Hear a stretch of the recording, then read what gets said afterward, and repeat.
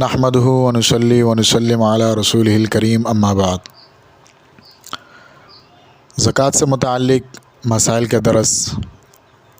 جاری ہے۔ گزشتہ درس میں ہم نے زکوٰۃ سے متعلق ان مسائل کا ذکر کیا تھا، ان چیزوں کا ذکر کیا تھا کہ کن کن مال پر زکوٰۃ لازم ہوتی ہے، اور آج کے درس میں ہم ذکر کریں گے کہ کن کن مالوں پر کن چیزوں پر زکوٰۃ لازم نہیں ہوتی، یعنی کوئی شخص وہ چیزیں جن کا انسان مالک ہوتا ہے لیکن اس پر وہ چاہے جتنی مالیت کی بھی ہو اس پر زکوٰۃ لازم نہیں ہوتی۔ تو ان میں سب سے پہلے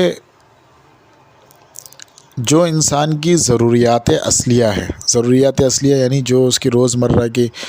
ضرورت میں آتی ہے اور وہ لازمی طور پر اس کے استعمال کے لیے وہ انسان کو اس کی ضرورت پڑتی ہے۔ مثلا انسان کو سر چھپانے کے لیے، رات گزارنے کے لیے گھر کی ضرورت ہے، یہ اس کی حوائج اصلیہ ضروریات میں داخل ہے۔ تو لہٰذا جس شخص کے پاس اپنا مکان ہو، اور چاہے وہ جتنی مالیت کا بھی ہو، لاکھوں کا، کروڑوں کا ہو، تو لہٰذا اس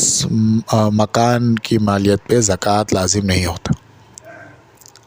اسی طریقے سے اگر کسی کے پاس ذاتی سواری ہے، موٹر سائیکل ہے یا کار ہے، بہرحال جتنی بھی مالیت کا ہو، ذاتی استعمال میں ہے اور اس کی ضرورت میں داخل ہے، تو لہٰذا اس پر بھی زکوٰۃ لازم نہیں ہوتی۔ اسی طرح جو پہننے کے کپڑے ہیں یا اور جو چیزیں اس کی ضروریات میں، روزمرہ کی ضروریات میں اس کو لازمی طور پر وہ استعمال کرتا ہے، اس کے بغیر وہ چارہ کار نہیں ہے یا اس کو مشکلات پیش آتی ہے، تو بہرحال ایسی چیزوں پر زکوٰۃ لازم نہیں ہوتی۔ زکوٰۃ جیسے کل بیان ہوا ہے، کل جو چیزیں بیان ہوئی ہیں، سونا چاندی، مال تجارت، روپیہ پیسہ نقدی، اور وہ جانور جو سال کا اکثر حصہ باہر چرتے ہیں، اسی طرح جو پیداوار ہے، ان پر زکوٰۃ ہے۔ اس کے علاوہ جو چیزیں انسان کی ضروریات میں داخل ہے اس پر زکوٰۃ نہیں۔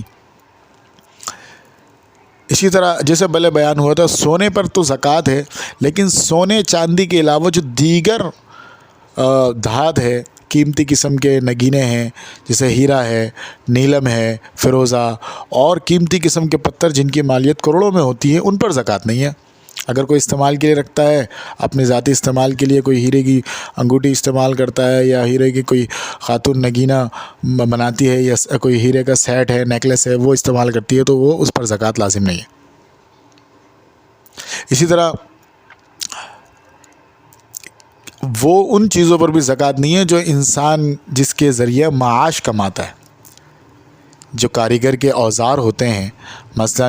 جو کارپینٹر ہے، لکڑیوں کا کام کرنے والا بڑھئی ہے، اس کے پاس بسا اوقات قیمتی مشینیں ہوتی ہیں، آلات ہوتے ہیں، اور بڑی مہنگی مشینیں ہوتی ہیں جس سے وہ کاٹتا ہے، تراش خراش کرتا ہے، نقش و نگار کرتا ہے، تو بڑی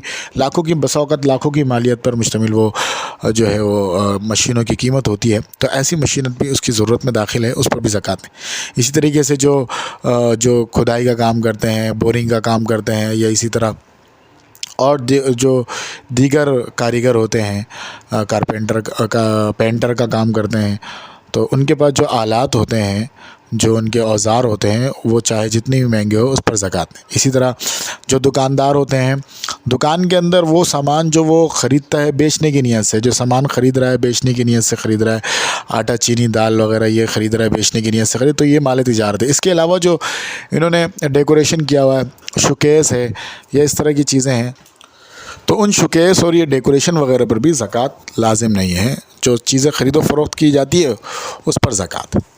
اسی طرح اگر ایک شخص کے پاس ایک سے زائد مکان، ایک مکان اپنی ضرورت کے لیے تھا اور 2-3 مکان ہیں، اور وہ ان مکانوں کے ذریعے کرایہ حاصل کرتا ہے، کرایہ پہ دیا ہوا اس نے، 2-3 مکان ہیں، انہوں نے کمرے کرایہ پہ چڑھائے ہوئے ہیں، ان سے آمدنی حاصل ہوتی ہے، تو ان مکان کی مالیت پر بھی زکوٰۃ نہیں۔ ہاں، البتہ جو اس سے آمدن حاصل ہو رہی ہے، کسی کے پاس 2-3 مکان ہیں، اس سے جو کرایہ حاصل ہو رہا ہے اس کی مالیت جو ہے وہ لاکھوں میں بنتی ہے، تو دیکھا جائے گا کہ اگر وہ جمع کیا جائے تو وہ 52.5 تولہ چاندی تک پہنچتی ہے، تو لہٰذا پھر اس صورت میں عام مال میں اس کو داخل کیا جائے گا اور اس پر زکوٰۃ لازم ہوگی۔ ویسے مکان ہو 2-4 ہو تو اس پر زکوٰۃ نہیں۔ اسی طرح اگر کوئی شخص ایسا ہے جو اس نے گاڑی ہے اس کے پاس، شیزور ہے، ٹرک ہے یا رکشے ہیں، ایک سے زائد رکشے ہیں یا اور ٹیکسی وغیرہ کرائے پہ دیے ہیں انہوں نے، تو ان پر بھی زکوٰۃ نہیں۔ ہاں اس سے حاصل شدہ آمدنی کی دو صورتیں ہو سکتی ہیں، یا تو یہ صورت ہے کہ وہ آمدنی جو انہیں مل رہی ہے اسی سے ان کا گزر بسر ہو رہا ہے، وہ آ رہا ہے، وہ ختم ہو جاتا ہے، بچتا نہیں ہے، تو پھر تو یہ روزمرہ کے اس میں داخل ہو گیا۔ البتہ اگر جمع ہوتا ہے اور اس کی مالیت جو ہے وہ 52.5 تولہ چاندی تک پہنچتی ہے، جمع کر کے رکھتے تو لہٰذا سال گزرنے پر اس پر زکوٰۃ لازم ہوگی۔ اسی طرح ایک مسئلہ یہ بھی ہے، جو قرض دار ہوتا، جس شخص پر خود قرضہ ہو، تو جتنا قرضہ ہوگا اس قرضے اتنی مالیت پر زکوٰۃ لازم نہیں۔ کیا مطلب؟ مثلاً یہ ہے کہ اگر ایک شخص کے پاس 2 لاکھ روپے ہے، لیکن 2 لاکھ تو ہے لیکن اس کے اوپر قرضہ 1.5 لاکھ کا ہے۔ اب 1.5 لاکھ کا ہے تو لہٰذا ہم یہ سوچیں گے یار یہ 1.5 لاکھ تو اس نے ادا ہی کرنا ہے، لہٰذا یہ 1.5 لاکھ اس کی ملکیت نہیں شمار کریں گے زکوٰۃ کے معاملے میں،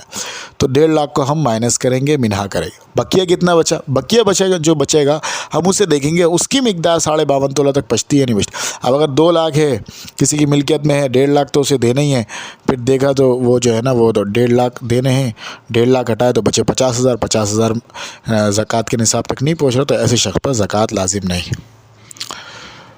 الغرض یہ کہ جتنی زکوٰۃ